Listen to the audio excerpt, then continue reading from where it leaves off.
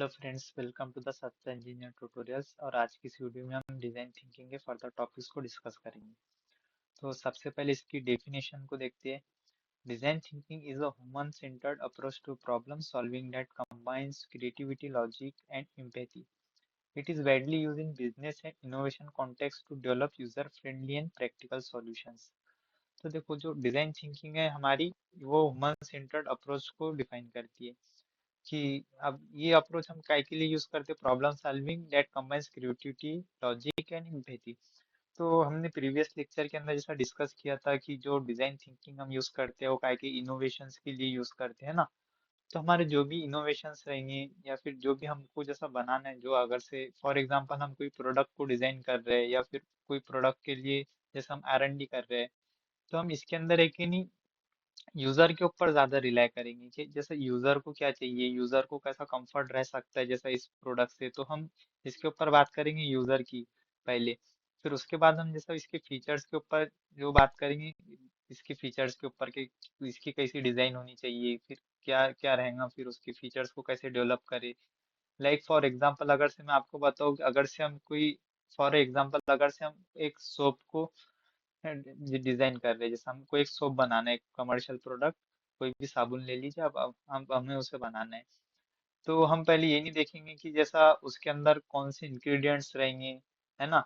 जैसा कि अब जैसा वो कैसे इफेक्टिव रहेगा, अगर से हम ये इंग्रेडिएंट्स यूज करें तो इससे झाग ज्यादा बनेंगी कम बनेंगी, हम वो नहीं देखेंगे। हम पहले क्या देखेंगे, यूजर को जैसा कितने प्राइस पे चाहिए, यूजर को कितनी साइज उसकी चाहिए, यूजर को फ्रेग्रेंस कौन सा चाहिए, जैसा हम जैसा मार्केट वैल्यूज देखेंगे और यूजर के ऊपर देखेंगे।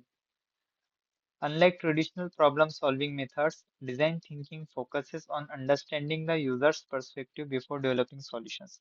तो देखो, जो हमारे ट्रेडिशनल प्रॉब्लम सॉल्विंग मेथड्स रहते थे ना, अब वो है कि नहीं, अब जो प्रोडक्ट पर्सपेक्टिव के ऊपर रहते थे। अब लेकिन जो अब भी हमारा डिजाइन थिंकिंग का जो फोकस रहता है ना, उसके अंदर है कि नहीं, हम यूजर का पर्सपेक्टिव देखते हैं पहले। जो भी हमारे सॉल्यूशन डेवलप करने के पहले, क्या पहले हम किसके ऊपर फोकस करेंगे, यूजर पर्सपेक्टिव के ऊपर। अब डिजाइन थिंकिंग ओरिजिन क्या है डिजाइन थिंकिंग का। Design thinking originate in the mid 20th century, evolving from industrial design and architecture practices that emphasize user-centric approaches and systematic problem solving. तो जो design thinking originate हुआ है वो mid 20th century के अंदर हुआ है।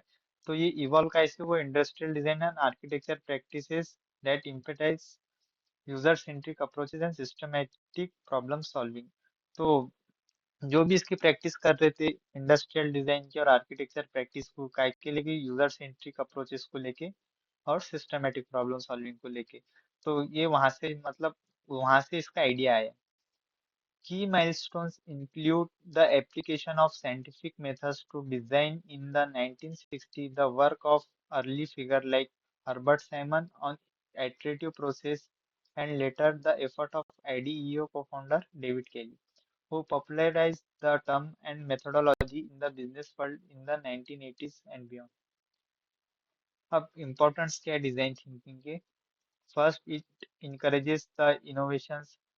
It reduce the risk of market failure, because क्योंकि मार्केट फेलियर क्यों रिड्यूस करते हैं, क्योंकि हमारा जो प्रोडक्ट है वो हम जैसे यूजर के पर्सपेक्टिव से बनाते हैं। अब यूजर के पर्सपेक्टिव से बनाए, अब जैसे आप कोई भी, जैसे हमने सोप का एग्जांपल लिया, आप उसके इंग्रेडिएंट देख के उसको परचेस नहीं करते, है ना। आपको जो चाहिए, अगर से वो सोप के अंदर है, उसकी फ्रेग्रेंस आपको अच्छी लग रही है, वो आपके प्राइस में आ रहा है, तो आप उसको परचेस करते हैं। Ensures solutions are practical and user friendly. And last one is applicable to products, services, processes and organizations. So maximum ही सभी फील्ड के अंदर एप्लीकेबल है। अब डिजाइन और डिजाइन थिंकिंग के अंदर क्या डिफरेंस है। अब design focuses on aesthetics, usability and function of a product services.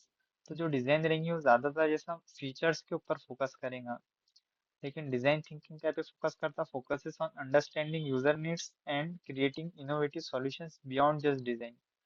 तो ये है कि नहीं, यूजर के नीड्स के ऊपर ज्यादा फोकस करेंगे हम डिजाइन थिंकिंग के अंदर। यूजर की क्या नीड्स है, यूजर को क्या रिक्वायर्ड है, उसके ऊपर। फॉर एग्जांपल यहाँ पे, अब डिजाइन क्या है, अब जैसा कोई चेयर है, स्टाइलिश चेयर का डिजाइन हो गया, तो ये क्या है, एग्जाम्पल ऑफ डिजाइन है। अब डिजाइन थिंकिंग का एग्जाम्पल क्या है, understanding why people feel back pain and designing a chair that supports posture.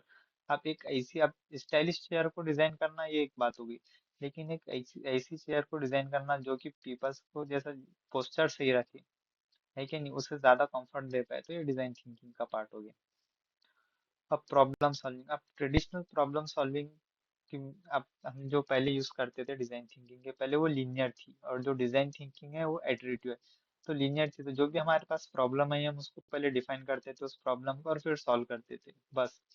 लेकिन अब जो डिजाइन थिंकिंग की अप्रोच हम यूज करते हैं तो ये एटरेटिव रहेंगी। तो सबसे पहले तो हम क्या करेंगे, इसको एम्फेसाइज करेंगे, फिर बाद में उसको रिफ्रेम करेंगे, फिर एडिट करेंगे, फिर टेस्ट करेंगे, फिर रिफाइन करेंगे, और ये फिर बाद में डबल से हम फिर स्टार्ट करेंगे एम्फेसाइज को लेकर। तो मतलब ये रिपीट होते जाएंगे। This allows solution to evolve with real user feedbacks। तो इससे कि नहीं, जो हमारे सॉल्यूशंस रहेंगे वो इवॉल्व होते रहेंगे, जैसा एक जगह पे हम स्टक नहीं रहेंगे कि ये हमने जैसा इस प्रॉब्लम का सॉल्यूशन दे दिया यहाँ पे फिनिश हो गया हमारा वर्क, ऐसा नहीं रहेगा। हम इसके बाद है कि नहीं, हमारा प्रोडक्ट को जैसा डिलीवर करने के बाद हम फीडबैक लेंगे, और फीडबैक के ऊपर फिर हम और इसको जैसा इन्हांस करेंगे हमारे प्रोडक्ट को।